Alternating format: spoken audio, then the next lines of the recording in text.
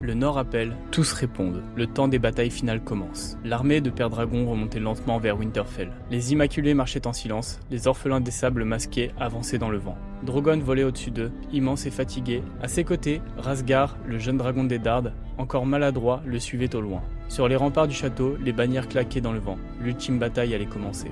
Bran n'attendit pas. Depuis les hauteurs glacées, son armée fondit sur Winterfell.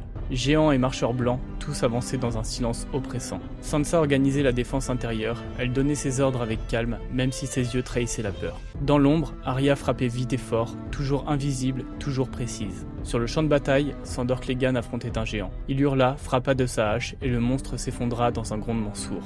Dans le chaos, une porte s'ouvrit dans les profondeurs de Winterfell. Cersei Lannister, couverte de givre et de sang séché, fuyait sa prison.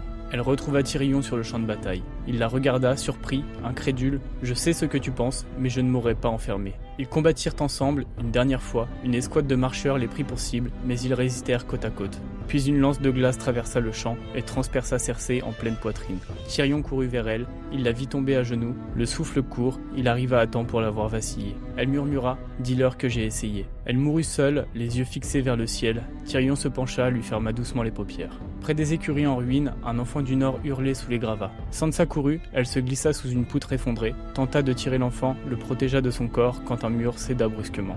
Eddard la trouva allongée, allaitante. « Je te confie le Nord, Eddard. Comme ton grand-père l'aurait fait, sois plus fort que moi. » Ses yeux se fermèrent et il resta là, figé, le regard perdu dans la tempête. Dans le ciel couvert, Drogon fendait les nuages, esquivant les lances de glace. Non loin de lui, Rhaegar volait plus bas, hésitant. Alors Drogon poussa un cri puissant, plongeant en piqué sur les marcheurs blancs et les géants, et les réduisit en cendres. Rhaegar observa, puis imita son père. Une flamme rouge naquit de sa gorge. Il grandissait, il apprenait. Dans le bois sacré, les branches gelées craquaient. Bran était là, entouré des marcheurs blancs. Eddard s'approcha, le cœur lourd.